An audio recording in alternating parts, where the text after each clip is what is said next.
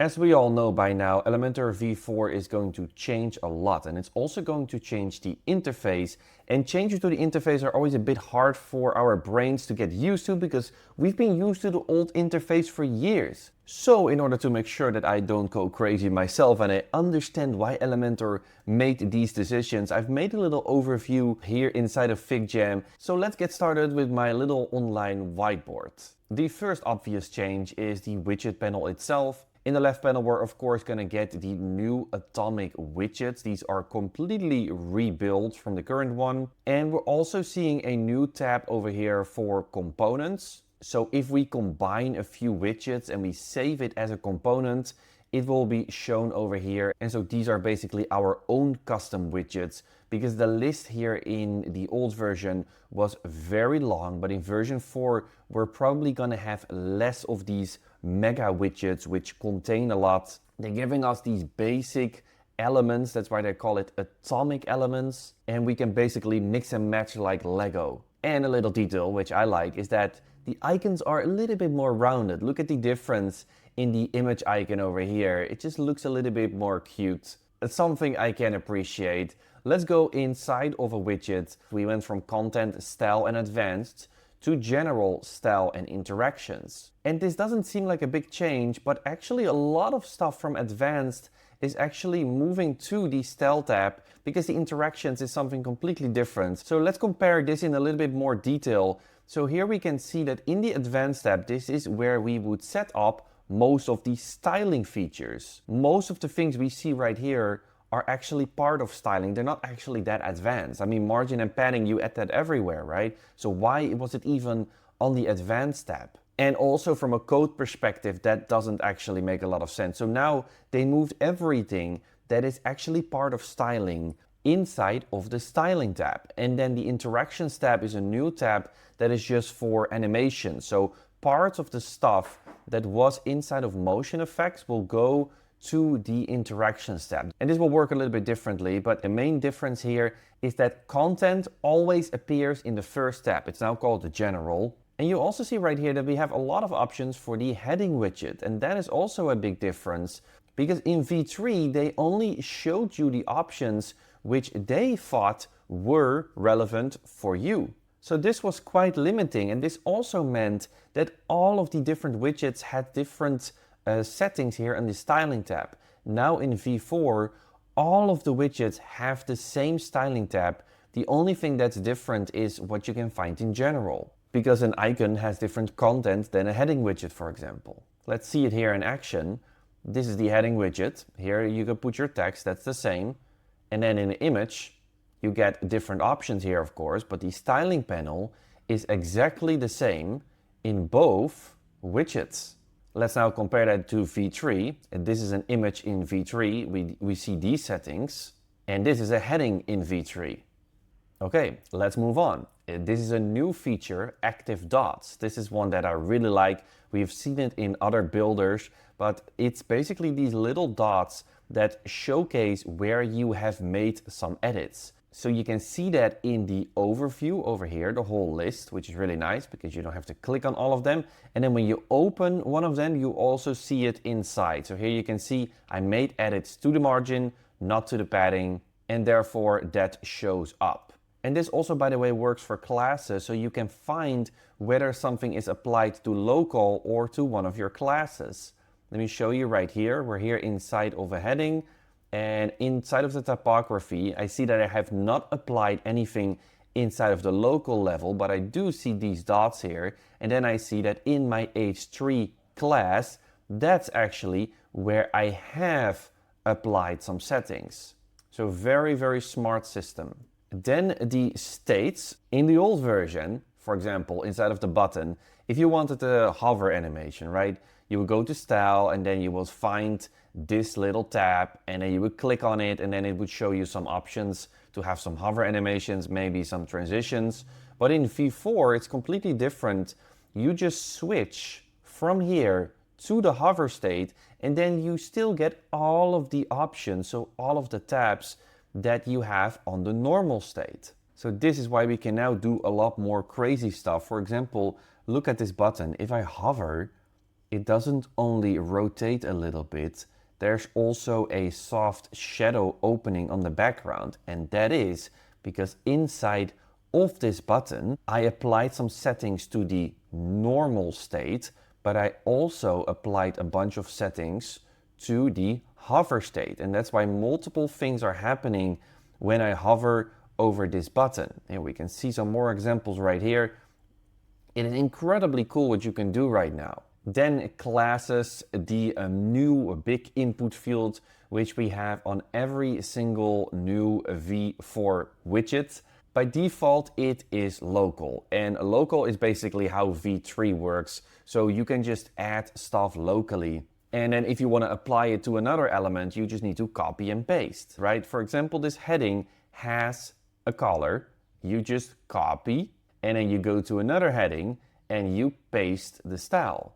But now if I update this one to another color, this one doesn't update. But if you make a class, in this case heading light, and you apply the color to that class, and this heading also has that class, then I can control everything from one place. You can see all of the headings on my website are now changing, and that is because all of these different headings all have the heading light class. So we're going to do a lot less copy and pasting in the future. And this is not just for colors, this is for anything in the styling tab. So you can also make a class for your padding. I actually also did that in here. I called it boxy1, and inside of my boxy1 you can see that I added 2 rem on all the sides. So if I change it here, all of the boxes that have that class on my website will change. Multi-page, it doesn't matter. So here you can see the difference more clearly. Normally we would go to this little globe icon and then connect it to a custom font, but that custom font had the font size and the font family. But now I actually saved the font family as a variable so that when the moment comes when I want to change the font family on the whole website, I can just change this variable, and then I don't have to go into the site settings and change all of the headings. It gives you much more control. So I just mentioned variables. You can already see these 3 bubbles over here. So let's talk about variables, because this is also a big change. In V3, we already had variables. This color system was actually a variable system, but you had to go to the site settings, right? So you would click on the globe, you would get this little pop-up, and then if you wanted to add a color, you had to go to the site settings, but that reloaded the whole editor, and that reloading experience was very buggy. So now the color input looks like this. Whenever there is a field where you can add a color, it will just look like this. If you open it, it opens this pop-up, very similar. But now if you click on the settings icon, it will go to the variables manager, and that is not in the site settings. It's just right in the editor. There's no reloading happening. It's really nice. But you can also see that there are more types of values here. We have spacing values. We even have a font family. So like I said, I also connected my font family to a variable so that I have one global place to change the body font and the heading font for my whole website. And also the spacing values. So here you can see that inside of this flexbox, I have used a variable called space XXS, and that is also coming from the variables, 0.25 rem. So think of variables as a single value. A hex code is a single value. A number, like 1.5 rem, is a single value. And a font family name is a single value. What we had with custom fonts is that there was more data saved in there, right? Like font size, font family. So variables are single values. Again, if you compare that with classes, in classes you can save multiple values under one name, because in this body font we have connected that variable. So variable is a child of the class, but there's also the font size and the font weight, for example. So I hope that this one made it clear, because it looks a bit chaotic with all these arrows. Okay, let's talk about the input fields, because the input fields have also changed quite a bit. And the first thing that I notice is that they take a lot more space for the input fields. So margin and padding now looks like this. It has doubled in size. And 2 big differences here is that we can now type in here but not just number values. So what I mean by that is normally we would just put in another value right here, and then we would change the type over here, but now we can just use our keyboard. So what I mean by that is that normally we would just change the number in here to something else, and then we would change the value in here if we wanted to.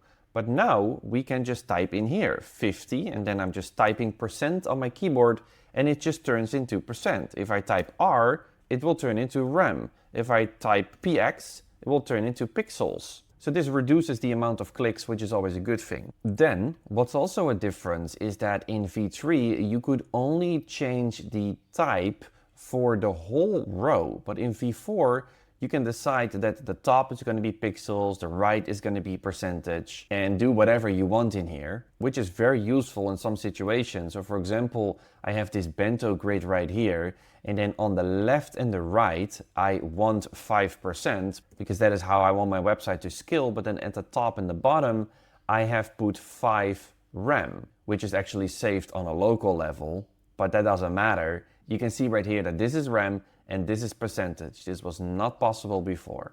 And by the way, we also have a formula which allows you to add in clamps to any of the fields that show this. So we can add clamps to padding as well, not just to font size, which opens up a whole world for responsive scaling, but that's for another video. I just wanted to show you that I hoped that Elementor would do something like this, because right now left is actually on the right in the panel, which just takes a little bit more mental processing. It literally takes up the same amount of space, I think, if you do it like this. I think that makes more sense.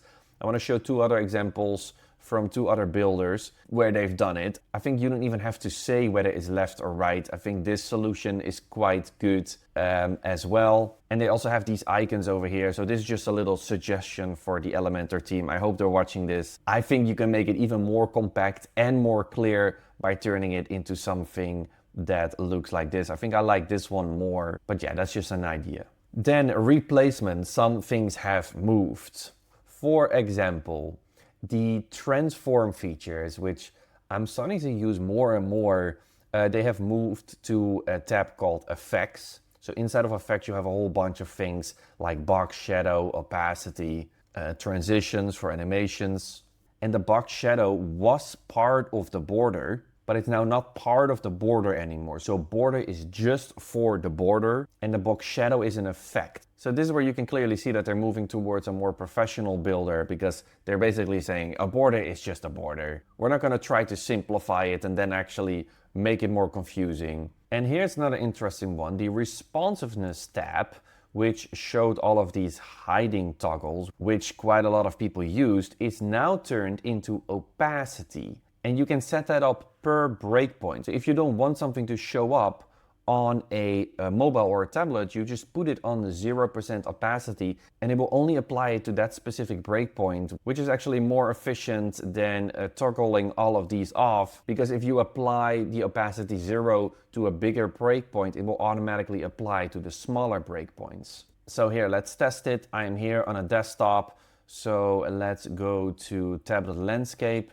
I'm gonna put the opacity on 0 right here, and then we're gonna go down, and you can see that it automatically also hides it. But then once we go to a bigger breakpoint, it shows up. So that's also a step faster. All right, then a few things which actually belonged to the content tab, because it's part of HTML, actually moved to the content or general tab right now. So for example, attribute is now part of the general tab, and display conditions, which were at the bottom of layout in advanced, which didn't make a lot of sense because display conditions are not part of layout. So that's why it's now in the general tab. When you look at it, it just makes a lot more sense. Motion effects, this is gonna move to the interactions tab. The interactions tab right now is very limited. Unfortunately, we have to wait for more features, so hopefully they will do that soon. But I have to say, a hover is also a type of interaction. But again, hovers are of course in the style tab, like I showed before. All right, let's then talk about the top bar, because some things have changed here as well. We can see V3 here at the top, and a few things have moved to the logo. So let's zoom in over here. We can see the site settings. This icon is moved to inside of the logo. So if we scroll down, we can see that it's the first option when you click on the logo. And then the comments have disappeared. I don't know why, maybe people are not using that so much, but they have replaced that with revisions. So I'm thinking that people use revisions more than comments. So here we can see them side by side. The comments move from here to here. Oh, they call it notes. They also added 2 more items in here, so you can immediately go to your Elementor account and send feedback if you want. Maybe that's temporary because this is v4. Then the gear icon, which would open the page settings, is now moved to the left, and it's a different icon as well. It actually looks more like a page setting icon. And then here on the right, we can see that we now have the layers icon or the navigator, which used to be here on the left. And it actually makes a lot more sense over here because the layers panel always shows up on the right anyways. All right, and then the last change that we're gonna get is the WordPress dashboard changes. And I am personally really happy with this because it makes a lot more sense from a UX perspective. As some of you know, I actually learned to be a UX designer. I have worked on multiple WordPress products as well. And I'm saying this because I know many people don't like this change because they're so used to the old system. But this new system actually makes a lot more sense. So the first thing they did is that they put everything under one icon and they put it all the way at the top, even above media.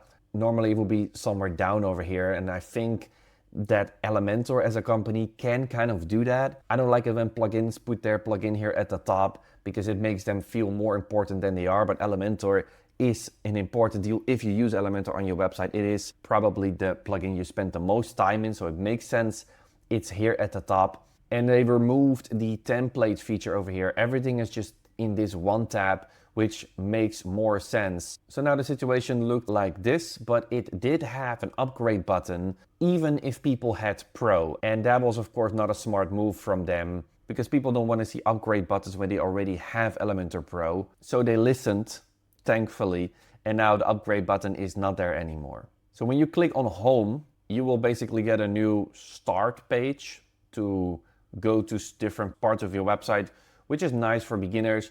I'm just happy that the settings and the tools are now very close to each other, because when you're trying to solve issues, you're basically spending your time here or here. And in the old system, they were separated. So yeah, it just makes a lot more sense that the settings and the tools are now over here. And what's also nice about this is that you don't have to hover over the left panel anymore to go to other parts, because everything is opened here on the left. So with this change, you just have to click less, which is always great. Here, this is also smart. Instead of having 3 different menu items for custom fonts, custom icon, custom code, they just put it here under one category. It makes a lot of sense. So yeah, in general, I think these changes are great because we have to click less. We don't have to go to the site settings all the time anymore. That's probably why they hide it under the logo, because we're going to do most of our global styling with classes and variables. We can find our stuff easier with the dots. We don't have to copy and paste styles that much anymore. Every widget has the same styling panel.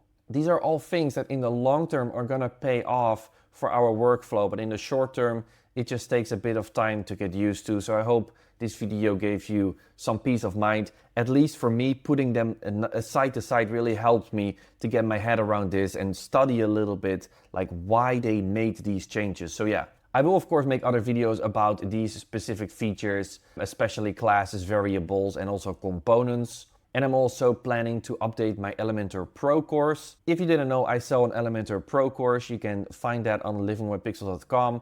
This course is soon going to be updated for Elementor 4, so all of the current customers will get the update. So if you buy it now, you will also get the new version soon. I will put a link to this specific page in the video description. And then I hope to see you in another video.